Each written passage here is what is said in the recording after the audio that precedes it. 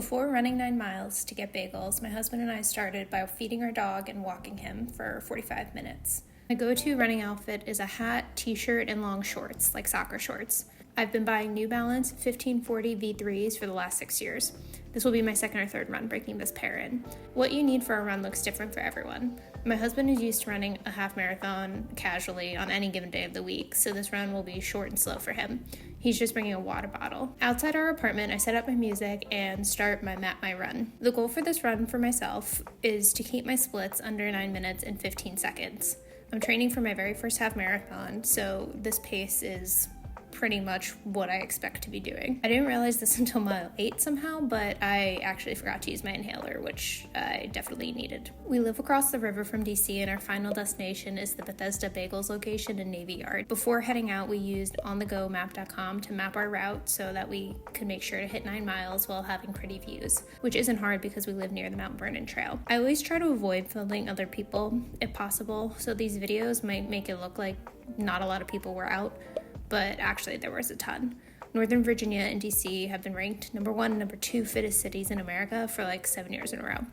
Lots of people in the area are military or just naturally very driven, so that translates into fitness, which is really cool and something we really like about the area. I'm on week 8 of my running training plan, so I'm feeling pretty good at this point in the run.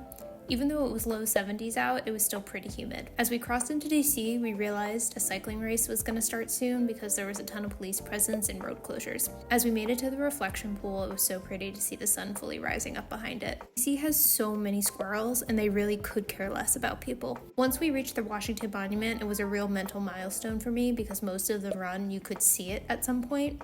So running past it is when I started to realize how tired I was. And this was before it even occurred to me that our last mile included a significant hill. I'll never not be astonished to be able to casually run in a city that people travel from all over the world to see.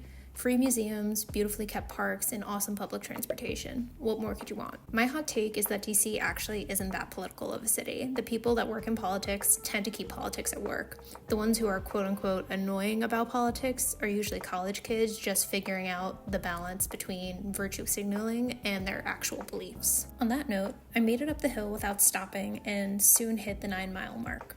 We ran for an hour and 22 minutes and change. One split aside, I did meet my goal of keeping my pace under 9 minutes and 15 seconds. Even though I had used gels and electrolytes throughout the run, I had a terrible headache at the end. We ended up popping into Whole Foods, probably the fanciest one I've ever seen, to use the bathroom and get water. We then hit Bethesda Bagels in Navy Yard to meet a friend and eat breakfast. As a former New Yorker, these are my favorite bagels down here, and their iced coffee is also so good. After we ate, we checked out our friend's new apartment and got a tour of the rooftop, checking out Navy Yard and watching cute dogs play fetch.